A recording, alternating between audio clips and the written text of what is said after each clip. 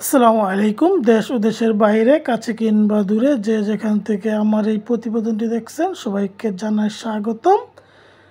তো আজকে আবারও চলে আসলাম নতুন আর একটি ভিডিও নিয়ে। আজকে আপনাদের সামনে ছাগলের গোসল করানো সম্বন্ধে কিছু আলোচনা করব। ছাগলকে গোসল করানো ভালো নাকি খারাপ সে বিষয়ে আপনাদের কিছু ধারণা দিব।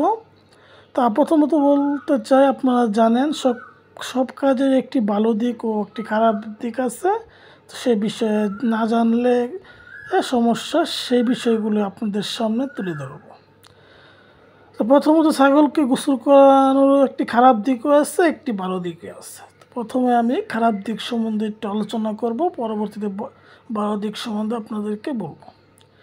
তো খারাপ দিকের থেকে আমি তিনটা বিষয় আপনাদের জানাবো। সেই তিনটা বিষয় মেনে চললে আপনাদের ছাগলকে গোসল করালে কোনো ক্ষতি হবে না। প্রথমত আপনাদেরকে ছাগলকে গোসল করানো নির্দিষ্ট একটি টাইমে গোসল করাতে হবে। সেই নির্দিষ্ট টাইমটা আপনাদের মেনটেন করে ছাগলকে গোসল করাতে হবে। সেই নির্দিষ্ট টাইমটি কোন সময়? সেটা হলো 12টা থেকে 1টার মধ্যে দুপুরবেলা, এবং সেই সময় আবহাওয়া ভালো থাকতে হবে। মেঘলাচ্ছন্ন দিনে ছাগলকে কখনো গোসল করাবেন না, এতে করে ছাগল ঠান্ডায় অসুস্থ হতে পারে। দিন ভালো থাকলে ছাগলকে গোসল করাবেন, তাহলে আর ছাগলের ঠান্ডাজনিত কোনো সমস্যায় ভুগবে না, অসুস্থ হবে না। দ্বিতীয়ত, আপনারা ছাগলকে গোসল করানোর সময় অবশ্যই খেয়াল রাখবেন নাকের ভিতর যাতে পানি প্রবেশ না করে।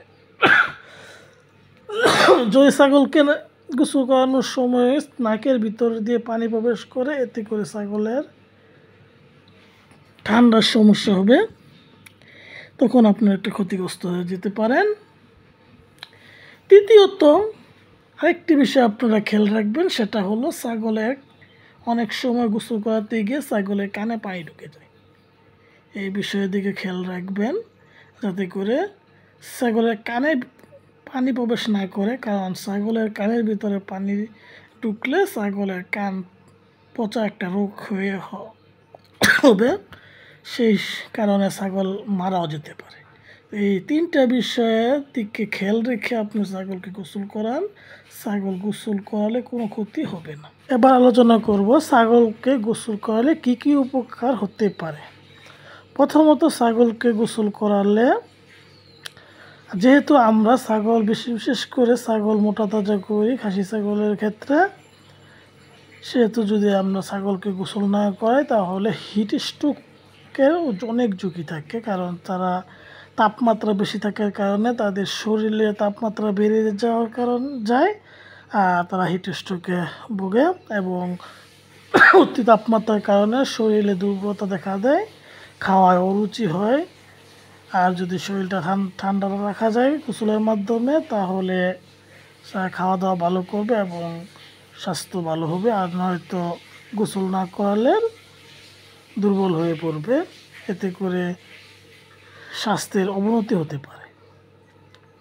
দ্বিতীয়ত, ছাগলকে গোসল করানোলে ছাগলের শরীরে যে সকল খুশকি হয়, আঠাল হয়, উকুন হয়, এই সকল উকুন আঠাল এগুলো হবে না, এবং আপনার ছাগলের শরীরের ত্বক অনেক সুন্দর হয়, দেখতেও সুন্দর লাগে চকচক করে। সেই জন্য নিয়মিত আপনার ছাগলকে গোসল করাবেন।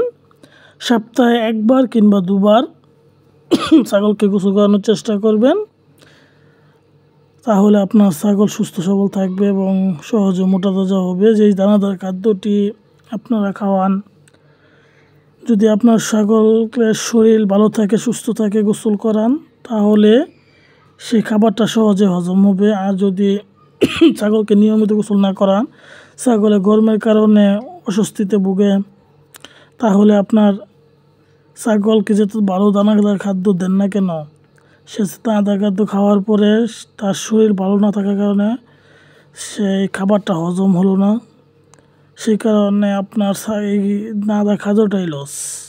আর যদি তার শরীর ভালো থাকে, সুস্থ থাকে, শরীরে অতিরিক্ত কোনো তাপমাত্রা না থাকে, তাহলে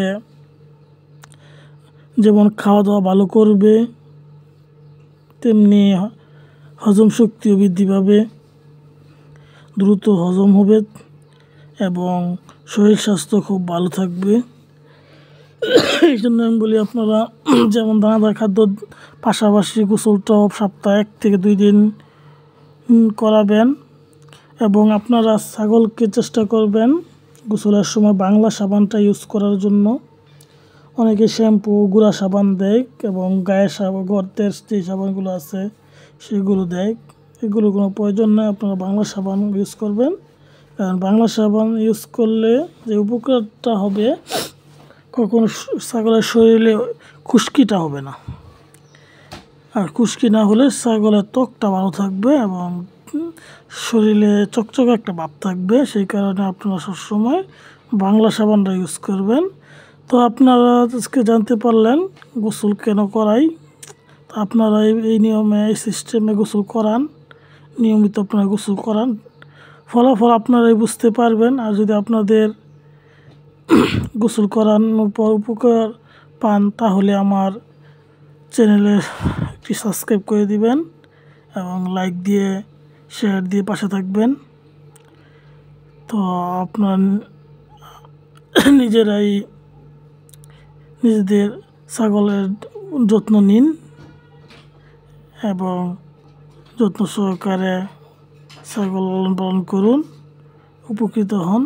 সেই কামনা করে আজকে ভিডিওটি এখানে শেষ করছি। আসসালামু আলাইকুম, ধন্যবাদ।